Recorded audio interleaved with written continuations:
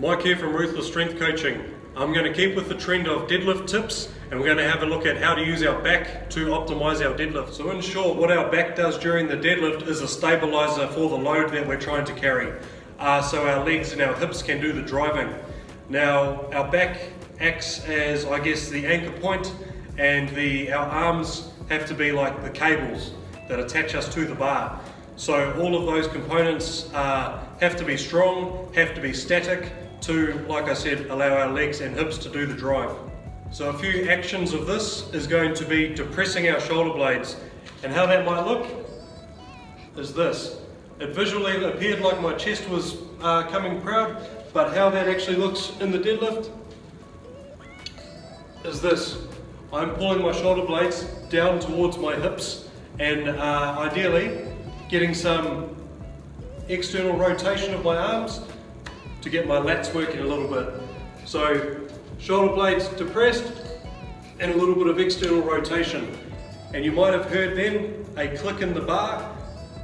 When I do those actions, I'm pulling the slack out of the bar, which is the distance between the sleeves and the bushes and the plates. So when we grip the bar, we pull our shoulder blades down towards our hips and engage our lats. When we make the pull, it should be silent. So a few things that often happen when the back isn't set is our hips will leave before the bar will. That will create a bit of a seesaw effect, and often our shoulders will come in front of the bar, meaning that we have to use spinal extension to get the load up, which isn't fantastic. Second thing that happens is we try and use our biceps to start the pull. It is tempting, but our biceps are not as strong as our hips and legs. It can be dangerous, but also it is a chink in our armour or a chink in our chain where force is going to escape. If we make the pull with a bent arm, we're adding slack. Another thing that happens when we don't correctly set our back is we don't pull the slack out of the bar.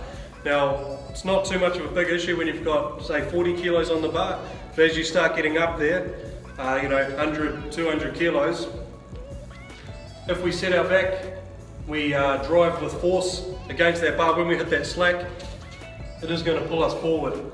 Now, at those kinds of weights, at that maximum intensity, we don't want any breakdown happening.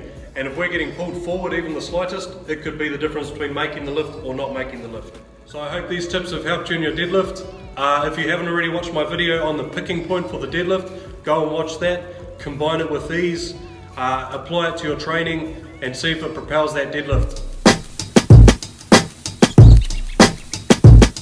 I'm calling, maybe I'm selfish.